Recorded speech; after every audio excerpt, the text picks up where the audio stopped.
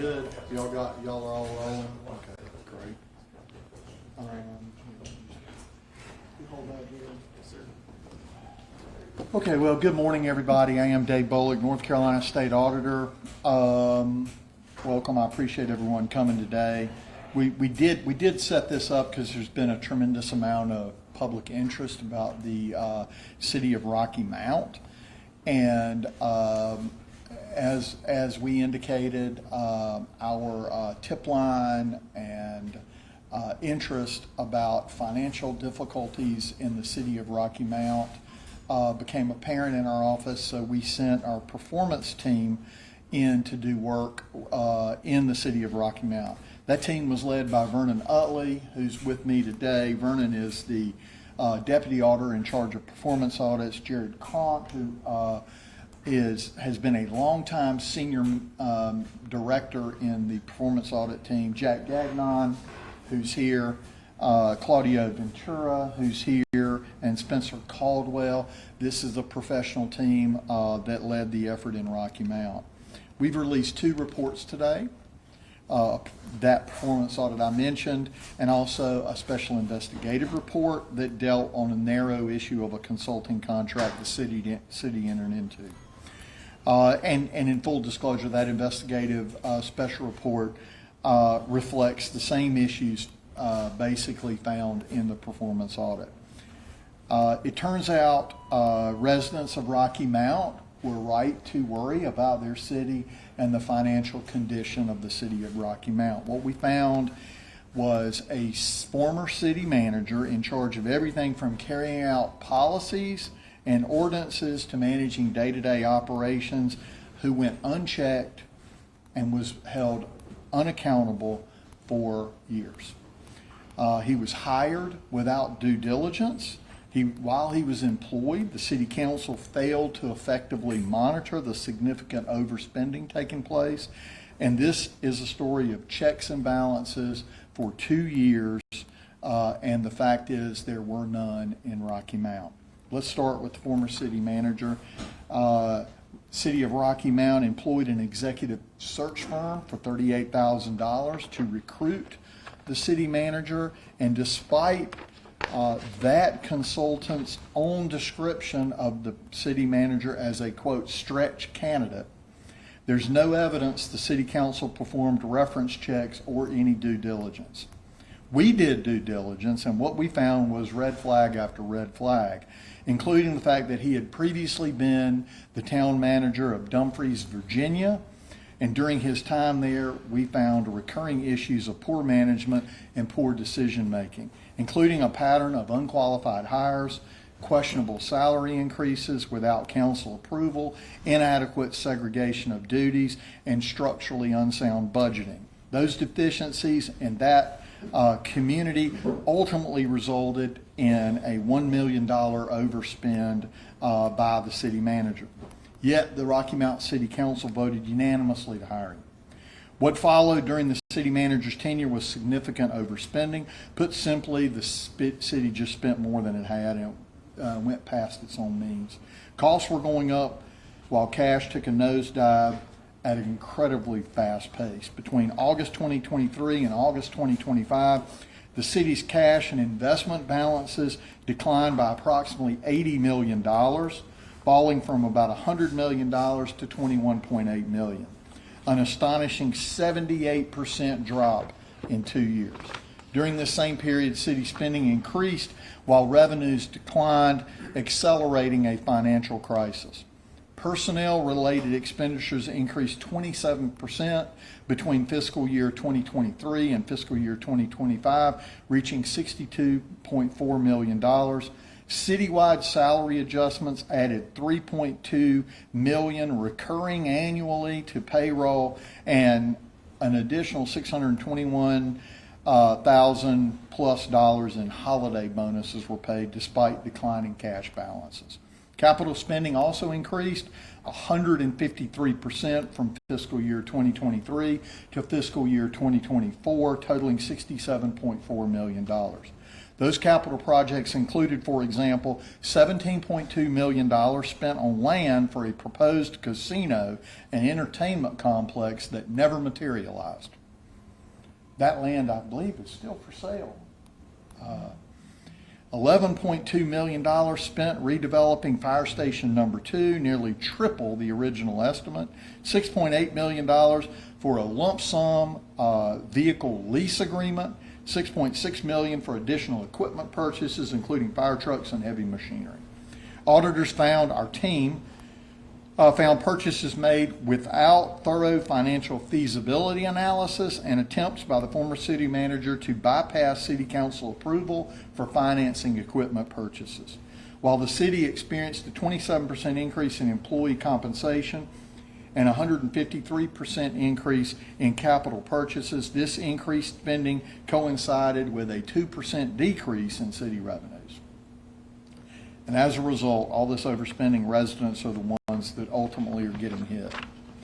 The city has now paused projects, eliminated 86 full-time positions, approximately 10% of the staff, decreased the budget for part-time staffing, raised property taxes and utility rates for residents, resulting in an average increase of $20 per month for natural gas and $8 per month for electricity for a typical household.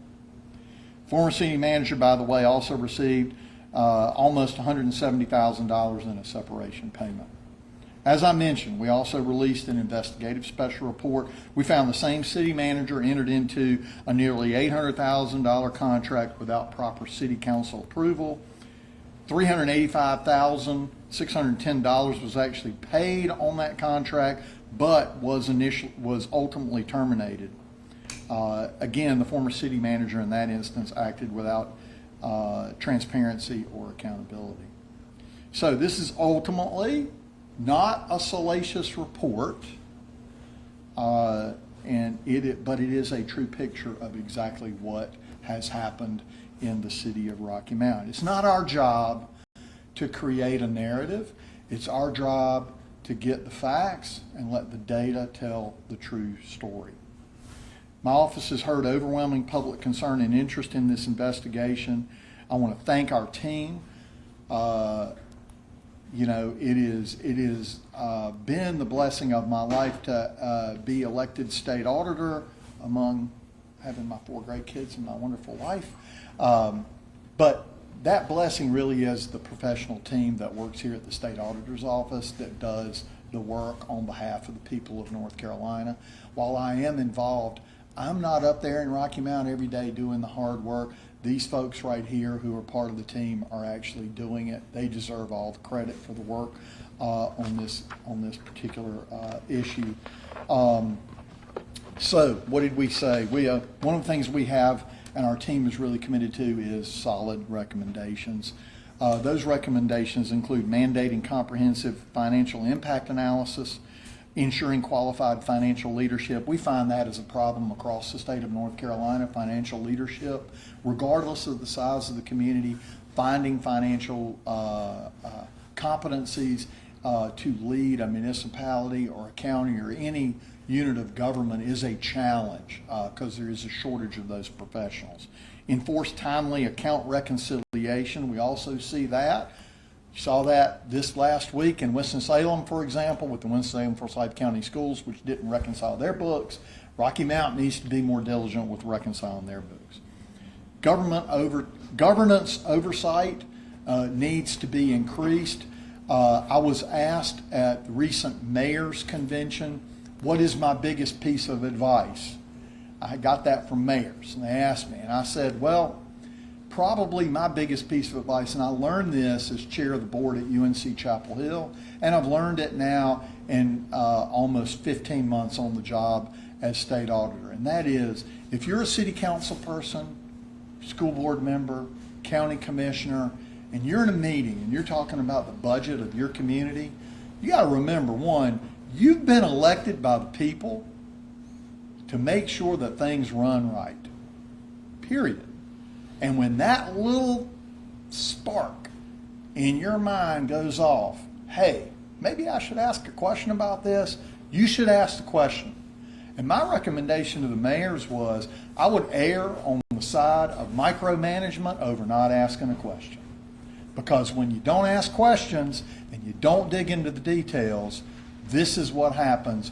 You take a fantastic community in eastern North Carolina, which is the city of Rocky Mount, and you run it up on the beach, and it becomes a financial mess. And now the citizens are going to have to band together to dig the city of Rocky Mount ultimately out of this hole.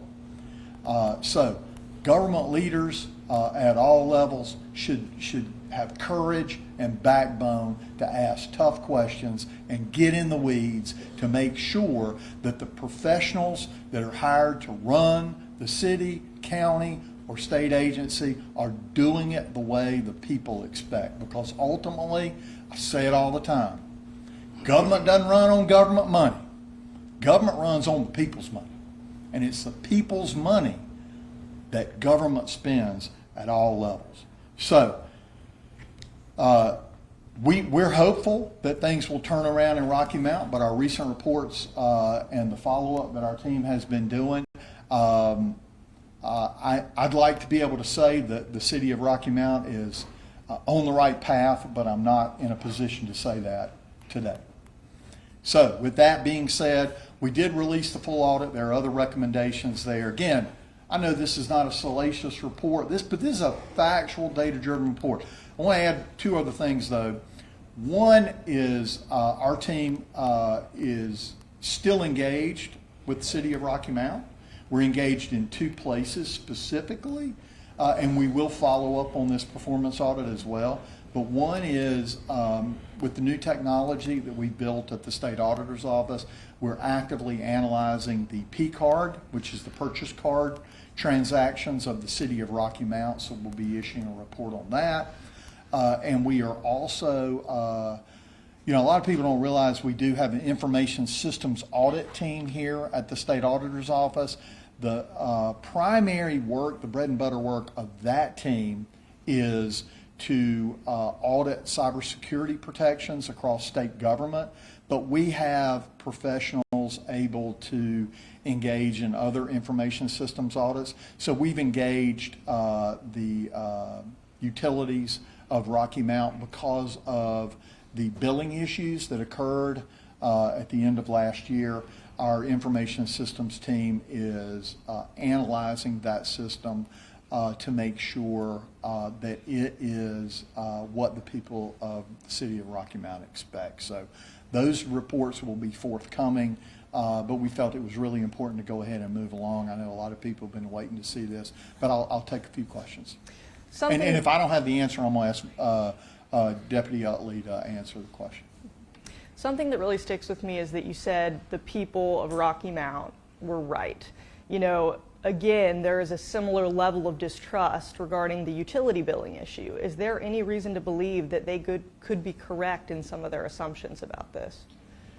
Well, I don't want to draw any conclusions, but the people of Rocky Mount were right about this situation. I mean, I will just tell you, I spent, we had a booth at the state fair, letting people know that they have a state auditor, and I did my 2-hour shift just like everybody else in the office. And if I got one question, I got 24 questions about the city of Rocky Mount while I was working at the state fair. So I think people in a community, they know what's going on in their community. And, they've been let down by the governance structure in Rocky Mount, in my opinion. And I think the audit bears that out.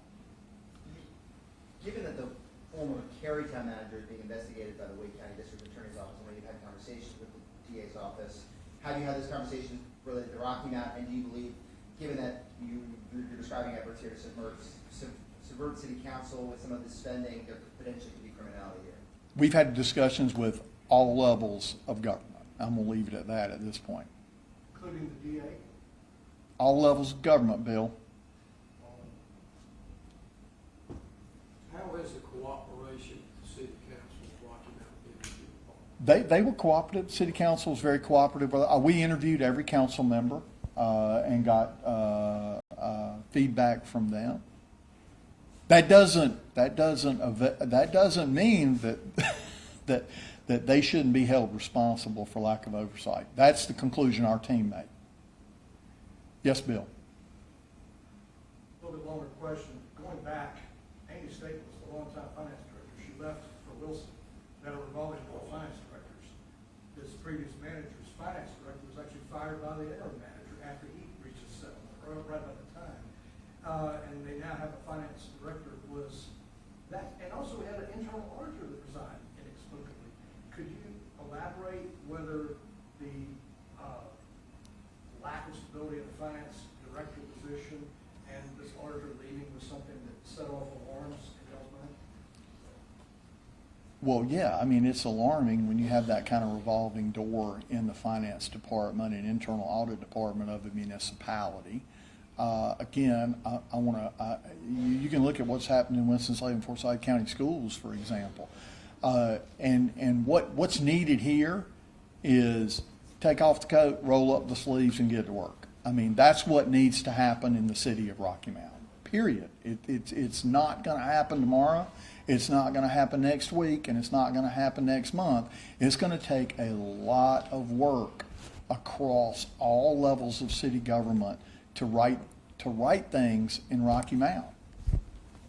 You said you're not in a position to say you're necessarily hopeful that they're, on the right track at this point. What would make you hopeful that they can really turn this around? I think public acceptance of the problem, as well as some concrete actions and taking these recommendations and moving forward, would put them in a good position moving forward. All right, anybody got any questions? Yeah, Yeah. I have some questions. So last week Bob Ruccio stepped down from elections. Do you think that the law prohibits members of the State Board of Election from donating to or endorsing candidates? Do you think the same law should apply for the state auditor or whoever at the time is overseeing the elections? So Senator Ruccio served on the state board. I was made aware of issues that did not comply with the statute and did not live up to the expectations of members of the state board. He and I had a conversation and mutually agreed that he would step down. And as has been reported, and as everyone now knows, Angela Hawkins, former chair of the board in Wake County, was appointed to replace former Senator Ruccio in that position. Her position was filled by Donna Williams from Wake County, and then a new board chair was also installed at Wake County. So within 21 hours of me finding out about that situation, we were able to take decisive action there. I would say this, no one ever asked Roy Cooper about his endorsement of candidates at all levels when he was governor and when the governor had appointment authority over the Board of Elections. So the answer is, particularly with respect to counting votes and certifying elections, the auditor, myself, I have no role in that. The roles and responsibilities of the state board are very clear, and our state board put that out in detail, more detail, I would say, than has ever been put out before. They've also taken strong steps on transparency, broadcasting, for example, live, the counting and acceptance or non-acceptance of provisional ballots, which is an additional transparency and accountability effort that our state board and that Director Hayes at the state board has added to our elections. So do you think Senator Ruccio should have known better our records were showing that he donated $1,300 to candidates? Yes, I think he would admit that. Yes, I think he would say, should have known better. And then my last question is, Sam Page, Rockingham County Sheriff, said that you should recuse yourself from overseeing this election process because of your support for Senator Leader Phil Berger. I know we've talked about putting political parties, leaving them at the door. Do you think that what do you have to say to him saying that you should recuse yourself? Well, there's nothing to recuse myself from. the process is clear, and in fact, the process did not involve the governor previously making any decisions, and it does not involve the auditor making any decisions. Those decisions are made by the appointed board. So there's nothing to recuse myself from. More comment. I want to thank you and your team for coming in to Rocky Mount and doing a very, very deep, comprehensive dive into our challenges. And we appreciate your leadership and the leadership of your team. Hopefully, we start turning that battleship around. Thank you. Bill, I got time for one more question. Okay. And this may tie into the utilities, but I'm kind of curious, going back to your predecessor, Beth Lee's on it, but one thing that's been recurring and keeps recurring, and when I talk to people, there are people that are upset that a certain city councilman got $47,000 write-off. There were even questions, I think, whether he was still not paying utilities. He's never really cleared his name on it. He gives speeches and everything else. Are y'all looking to see whether officials or any people are getting any special or favorable treatment or even write-offs? Bill, we're looking at the utility department from top to bottom, and we're doing that with our information systems audit, which is the most efficient way to do that, because that is, for all intents and purposes, a fairly automated system, even though it could probably stand some updates. Although, that's not necessarily a ding on Rocky Mount. There's a lot of places that can stand some updates in computer technology. But yeah, we are doing an information systems audit. Thanks, guys. All right, appreciate it. Thank you.